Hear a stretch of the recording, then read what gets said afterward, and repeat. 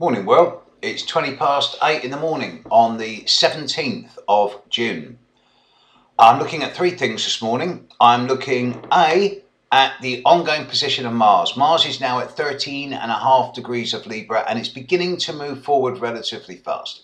The square to Pluto is now past, although it's still within a degree, so it's going to linger for a week or so, but no big deal.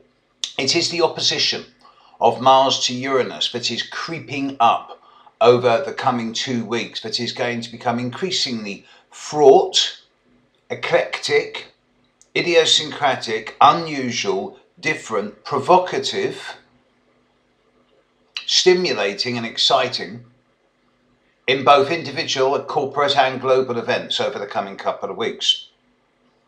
With Mars opposite Uranus and squaring Pluto, this is the end of the Grand Cross. This is phase 3, and it's the finale. And indeed, within a couple of weeks, 99% of us are going to be able to say, okay, the Grand Cross is now over, but it isn't really going to be over until July. And half of the reason for this is down to the movement of retrograde Mars and now forward-moving Mars, yes. Excuse me.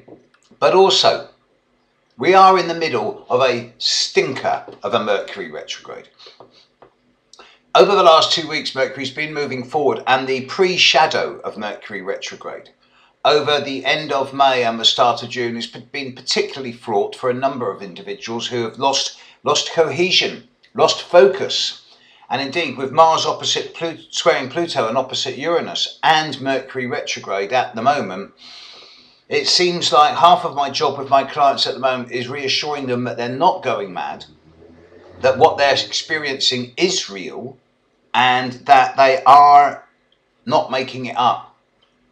A lot of people are sort of breaking out of this pattern now, where for years they've been living in this almost remit where they've been following orders. It's like they've been trying to conform, they've been trying to be orthodox so that they feel accepted. And certainly a lot of people have been following the word you should. Now, should is an implied guilt term. It's used by parents, grandparents, partners, children. Okay, you can live with that. But as soon as someone says, but you should do that, then that's a guilt trip. And that seems to be becoming more and more common just in recent weeks. The Mercury retrograde itself, the prelude, was a stinker, so frustrating, so irritating for so many people. Now Mercury's going retrograde, but it's still in Cancer for another few hours. It will go back into Gemini later this morning, a couple of hours' time, and I, for one, can't wait. Once Mercury is retrograde in Gemini, it's going to be in a much easier space, and the degree of emotional uncertainty and confusion that's been around over recent days will begin to dissipate. And there should be the start of some logical, rational, analytical conclusions beginning to form, although the Mercury retrograde does continue until the end of this month. Much of the rest of this month is taken up with the ongoing Mercury retrograde and the opposition of Mars to Uranus. However, the next big thing is brewing, and I spotted this along with Joe, my apprentice, about 6 months ago, and we've been sitting on this one, but I'm going to start talking more and more now about the new moon in Leo at the end of July, which is still about 5 weeks away, but it's looking like being incredibly important. There's so many different factors going on in the sky at the same time that I do suspect that by the end of July, the planet is going to be in a situation of makeover. I would suggest that by then, all of the silly little wars that are going on around the world at this time will have reached some type of definitive, not conclusion, but stasis point.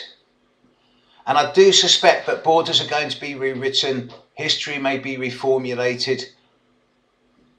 Come the end of July, there's going to be a lot of moving and shaking going on. So really, for at least for the next 2 or 3 weeks, with Mercury retrograde, it is a kind of stasis time where if you're sensible, you're going to be looking at the area of your chart that the Mercury's retrograde is in. It's in my 10th house, public image, career, which is why I'm not coming out so much. And you'll be thinking, well, what do I need to reassess and reevaluate?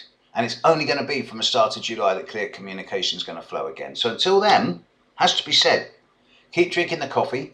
Keep your sanity. You are not going mad, regardless of what the rest of the world or other people around you say.